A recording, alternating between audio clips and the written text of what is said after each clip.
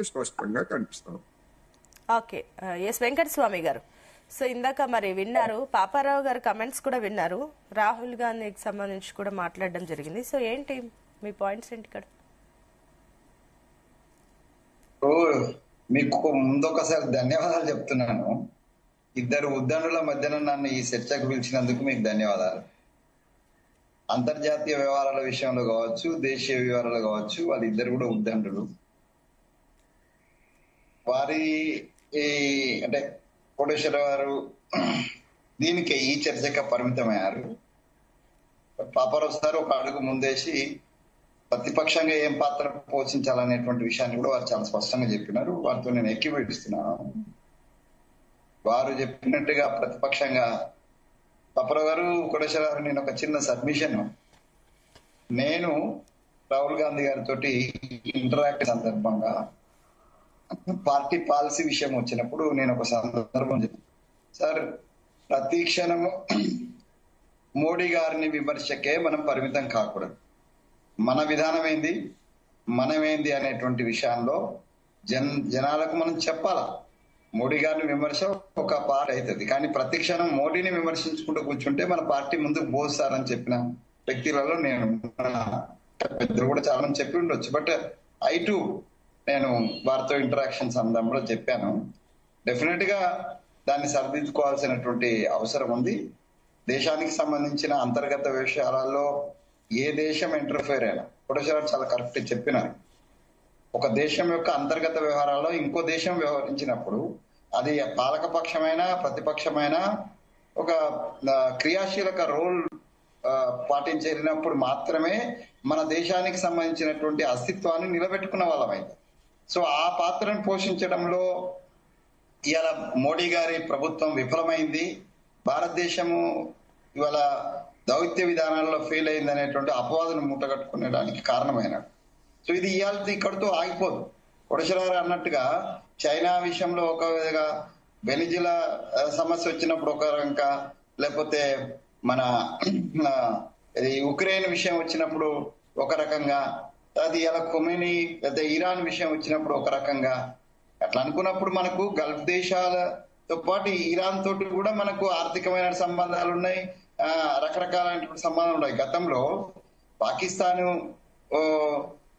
ఐక్యరాజ్య సమితిలో మన మీద అటాక్ చేస్తున్నటువంటి సమయంలో ఐ థింక్ అప్పుడు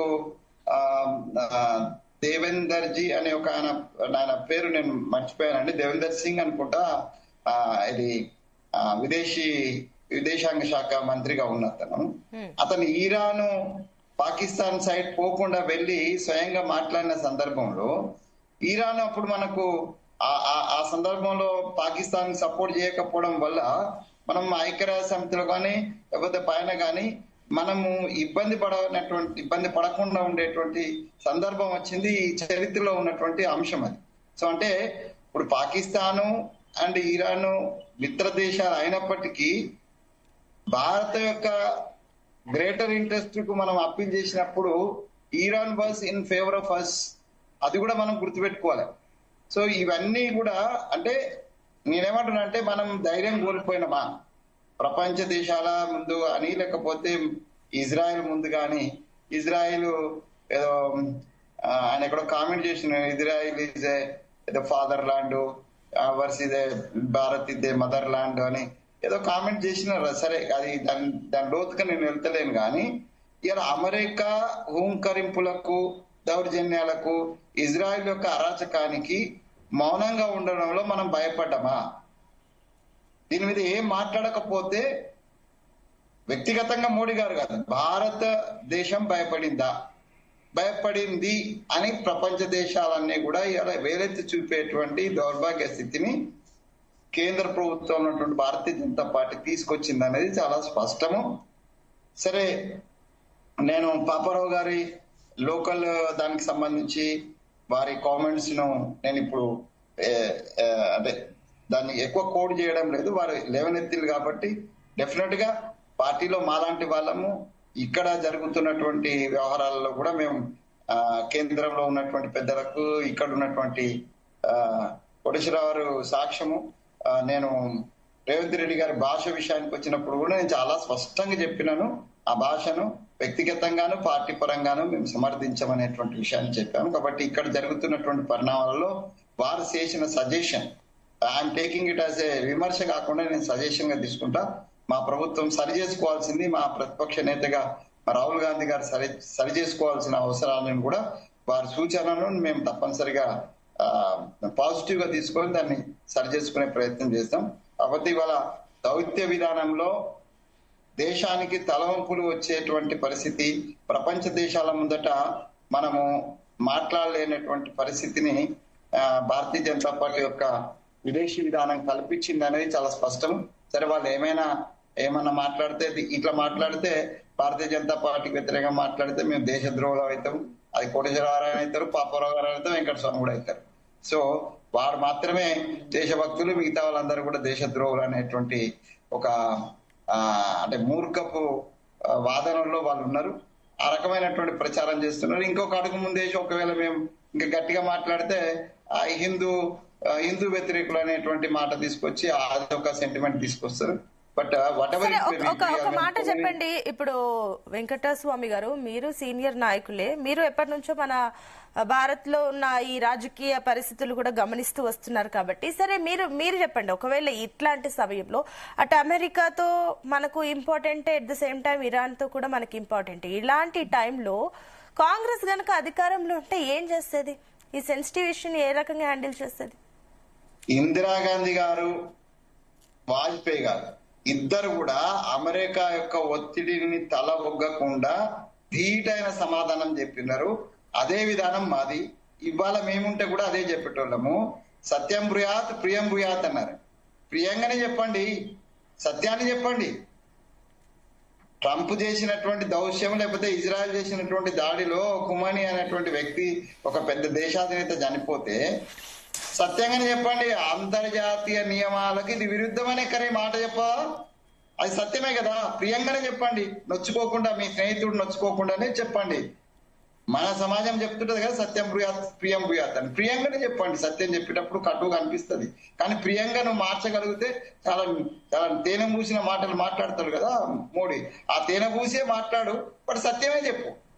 ఆ సత్యాన్ని చెప్పడానికి కూడా నువ్వు ముందుకు రాకపోతే 56 ఇంచుల యొక్క ఛాతీ ఎక్కడ బాయే, ధైర్యానికి ప్రతిరూపం ఎక్కడ బాయే, భారతదేశాన్ని ఔన్నత్యాన్ని శివాజీ రాణా ప్రతాప్ల ఒక వారసత్వం ఎక్కడ బాయే, ఇవన్నీ చెప్పుకుంటాం కదా మనము. మేమే వారసులం అని చెప్తున్నా. నేను మొన్న శివాజీ అదొస్తే దాన్ని ఒక మతానికి సంబంధించినటువంటి వ్యక్తిగా ఆయనను మసిపూసి మారలుగా చేయడానికి ఒక ప్రయత్నం జరిగింది కదా. మరి అట్లాంటి శివాజీ రాణా ప్రతాప్ల వారసులము ఎందుకు ధైర్యంగా ఇది తప్పు ఇది రైట్ అనేటువంటి మాటను మాట్లాడలేకపోయినరు? ఇంతకుముందు మాట్లాడిన సందర్భం కూడా ఉంది కదా. సార్ చెప్పినట్టుగా ఒక సుభాషితం ఉక్రెయిన్ విషయంలో జరిగినప్పుడు ఇక్కడ ఎందుకు జరగదు? వెనిజులా విషయంలో ఎందుకు జరగదు? లేకపోతే ఇరాన్ విషయంలో ఎందుకు జరగదు? ఏ బేస్ లో దాన్ని మీరు సమర్థించుకుంటారు? కేవలం సమర్థన కోసం సమర్థన. ఇది దేశం యొక్క ప్రతిష్టకు సంబంధించిన విషయం. ఎలా సోనియా గాంధీ గారు మాట్లాడడానికి రాజకీయ అంశం కాదు. భారతదేశంలో ఇంటర్నల్ రాజకీయ అంశం గురించి సోనియా గాంధీ గారు బయటకు వచ్చి మాట్లాడలే. దేశ ప్రతిష్ట, పాపరావు గారు అన్నట్టుగా దేశ ప్రతిష్టకి సంబంధించిన అంశం కాబట్టి ఇవాళ దేశాన్ని ఔన్నత్యాన్ని ప్రపంచ దేశాల ముందు తల ఉంచుకునేటువంటి పరిస్థితి రావద్దు. కాబట్టి ప్రతిపక్ష నేతగా తను వచ్చి డెఫినెట్ గా ఇంటర్ఫేర్ కావాల్సి వచ్చింది. తను ఒక సందేశమో, దేశ ప్రజలకు సందేశం అనుకోండి, లేకపోతే కాంగ్రెస్ భారతీయ జనతా పార్టీకి ఒక సూచన అనుకోండి, దాన్ని వాళ్ళ తీసుకుంటే మంచిది. అంటే సోనియా గాంధీ మాట్లాడితే మేము వినము, లేకపోతే రాహుల్ గాంధీ మాట్లాడితే వినము, కోటేశ్వరరావు మాట్లాడితే వినము, లేకపోతే మాకెవరు పాపారావు ఎవరు చెప్పేదని తెలంగాణలో అనుకుంటే ఇది తప్పైతుంది. Noble thought should come from all the corners of the world అంటాడు వివేకానందుడు. సో నోబుల్ థాట్ ఎక్కడి నుంచి వచ్చినా కూడా అది చిన్నవాళ్ళు చేస్తుండరా, పెద్దవాళ్ళు చేస్తున్నా, శత్రువు చేస్తున్నా, మిత్రుడు చేస్తున్నా అనేది విస్మరించి, if it is a noble thought we have to take in a positive way and we have to go as per ఇప్పుడు సోనియా గాంధీ గారు మాట్లాడింది దేశం యొక్క ఔన్నత్యం, దేశం యొక్క ప్రయోజనాలు, దేశం యొక్క ఇజ్జత్. ఒక మాట చెప్పాలంటే తెలంగాణ భాషలో దేశం యొక్క ఇజ్జత్ ప్రపంచ దేశాల ముందు పోకుండా ఉండాలంటే మనం ఏ నిర్ణయాలు తీసుకోవాలనేటువంటి ఒక సూచన చేయడం కోసమే ఇక సోనియా గాంధీ గారు మాట్లాడి తప్పితే విదేశీ విధానాలు మనకు వచ్చిన సాంప్రదాయ విధానాల ఆధారంగానే వారు మాట్లాడింది తప్పితే మోడీ మీద వ్యక్తిగతంగానో లేకపోతే బీజేపీ పార్టీ పరంగానో మేము మాట్లాడలేదని చాలా స్పష్టమండి. ఓకే పాపారావు గారు, సో ఏం చెప్తారు నిజంగానే భారత్ కమినీ